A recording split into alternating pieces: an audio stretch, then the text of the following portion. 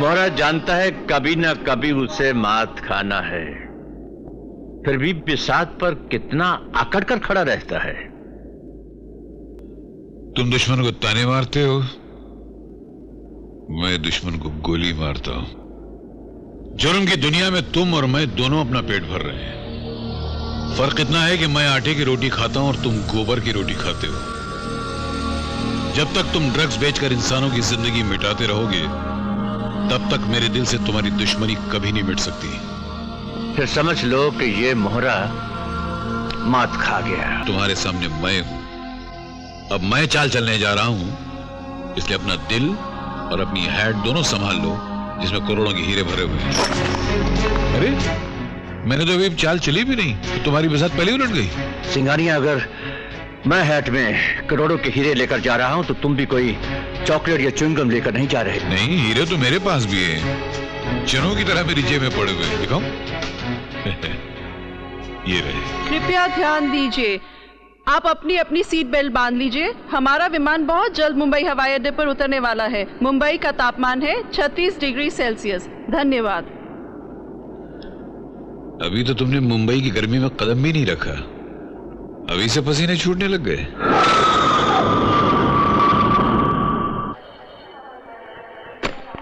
क्या बात है ऑफिसर, आज काफी सख्त बंदोबस्त नजर आ रहा। हमें इंफॉर्मेशन मिली है कि जिस फ्लाइट से आप सफर कर रहे हैं उसमें 20 करोड़ के हीरे आने वाले हैं, और इतना बड़ा काम आप लोगों के अलावा। तो आप हीरे तलाश कर रहे हैं? जी हाँ। हीरे मेरी जेब में रखे हैं, हाथ डाल के निकाल लीजिए। अच्छा मजाक कर लेते हैं आप। क्या मतलब है आपका? Nonsense is this? मुझे हाथ मत लगाना। अरे तुम लोग मुझे जानते नहीं, मैं कौन हूँ? मैं धनेश्वर हूँ। You are under arrest. Take him. Leave me. I should leave me. देखिए, आप लोग बहुत बड़ी गलती कर रहे हैं। आप लोग नहीं जानते कि मेरी पहुंच कहां तक है। अच्छा तो ठीक है, अगर आपने मुझे गिरफ्तार किया है तो इसे भी गिरफ्तार कीजिए। इसकी जेब में भी तो हीरे हैं। धनेश्वर, मैं इनसे पहले बता चुका हूं कि मेरी जेब में हीरे हैं, मगर ये मानती नहीं। सर पर करोड़ों के हीरे रखने से आदमी अक्लमंद नहीं हो जाता। I will see you Singhania. Come on, मैं तुम्हें छोड़ूंगा नहीं।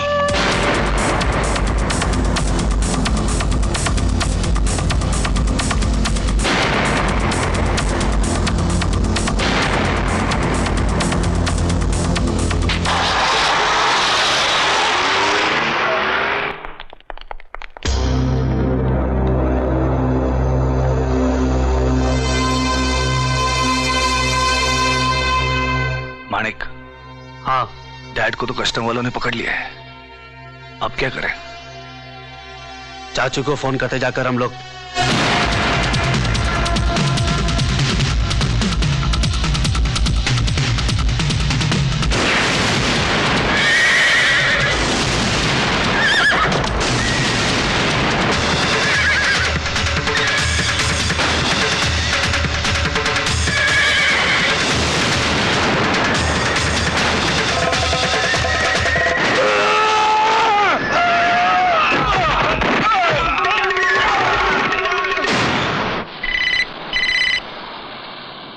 हेलो जी।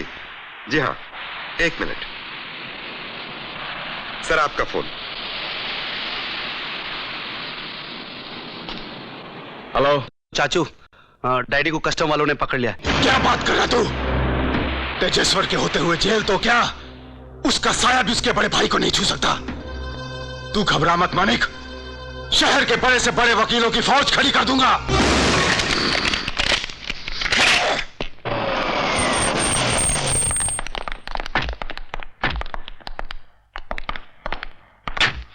नमस्ते साहब। नमस्ते साहब। नमस्ते साहब।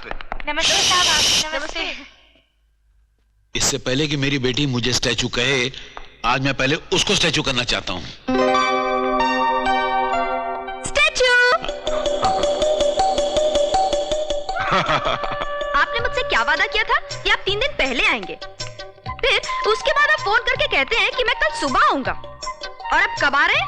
आज दोपहर को। हाँ, और सबसे बड़ी बात डैडी, आपने हमारा एयरपोर्ट पे आना मना कर रखा है। Now what is this daddy? लगता है आपको हमसे बिल्कुल मोहब्बत नहीं है। कोई परवाह ही नहीं है ना हमारी। अब बस बस बस बेटी, अब अपनी शिकायतें गिनवाती जाओगी या इन्हें भी बात करने का मौका दोगी? अब चलो स्टैचू ऑफ करो, चलो।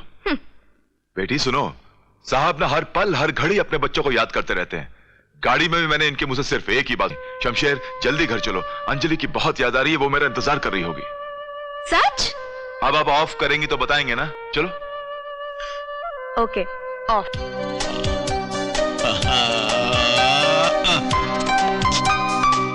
देखा शमशेर, जिस सिंघानिया के एक इशारे पर जीते जागते शहर की रूह फना हो जाती है, उस सिंघानिया को हमारी बेटी उंगलियों के एक इशारे पर ऑफ कर देती है।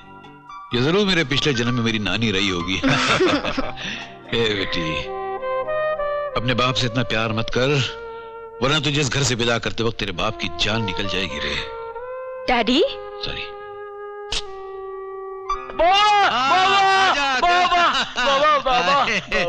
अरे कैसा है रे देव तू? अच्छा हूँ, बहुत अच्छा हूँ।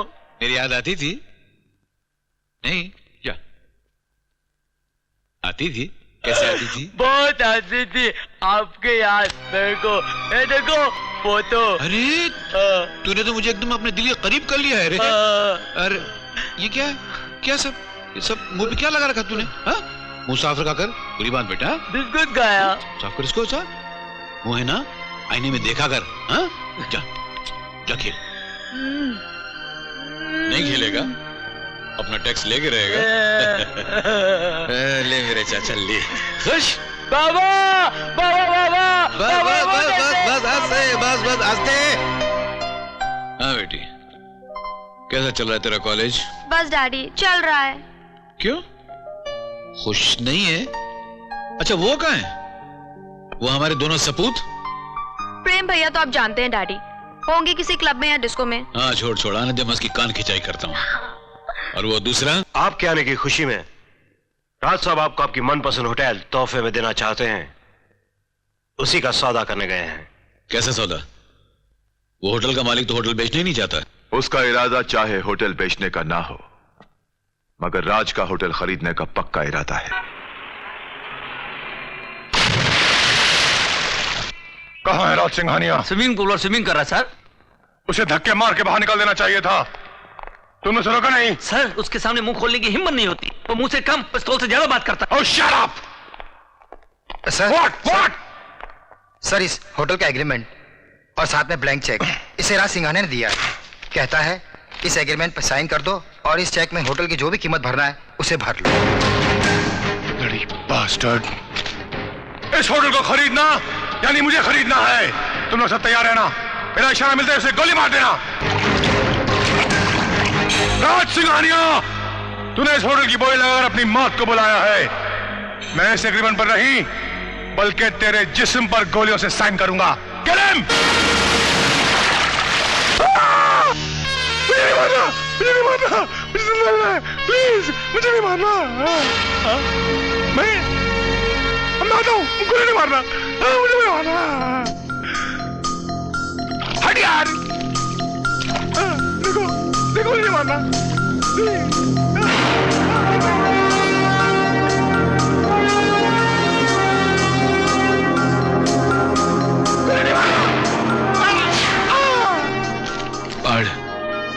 और साइन कर। पढ़ लूं? मेरा दिमाग खराब है क्या जी? बिल्कुल नहीं, पढ़ना क्या है? मुझे आपका भरोसा है। इसमें क्या लिखा है कि होटल मैंने आपको बेच दिया ना, तो बेच दिया, आपका हो गया जी। गुड मॉर्निंग पापा।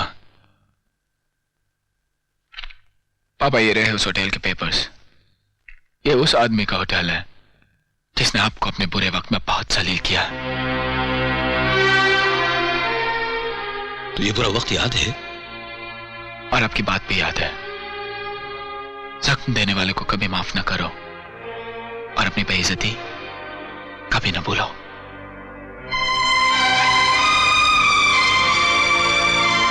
लव यू पापा। स्टैचू। अरे वाह, पिता और बेटे का क्या हसीन संगम चल रहा है। और अगर इस सपूत को थोड़ी सी जगह मिल जाए तो बस जिंदगी आराम से सफल हो जाए। हाँ क्या? Of of. बस क्या पिताजी, अकेले अकेले गले मिल रहे हो? हाँ? मेरा क्या होगा? अरे बेटा, किसी एक को गले लगाने के बाद मेरा जी भरा है कभी। जब तक तुम दोनों को मैं गले न लगा लूं, अंजलि का चेहरा न देख लूं, तो ऐसा लगता है जैसे मैं अधूरा हो गया हूं। भगवान मेरे दोनों बेटों की प्यार और उनकी एकता को बरकरार रखे। एकता तो एकता, वो एकता को फोन करना था, वो उसका नंबर वो आपको कैसे बताऊंगा? मैं अभी आया भैया, मैं अभी आया। ये सुधरेगा नहीं नालायक कभी।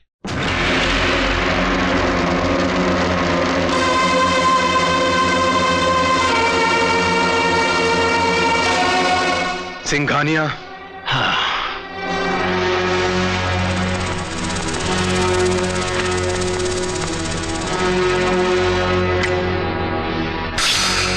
सिंघानिया ने आपको जेल में भिजवाकर अपनी जिंदगी के दिन और कम कर लिए हैं भाई साहब। अब उसका दिया हुआ एक और जख्म मेरे जिस्म पर आ गया है। आखिर कब तक खामोश रहेंगे हम? कब तक चाचू अपने जिस्म पर निशान बनाएंगे? कब तक डट? ये मिकी बिल्कुल ठीक कह रहा है। खामोश रहकर कुछ भी नहीं होने वाला।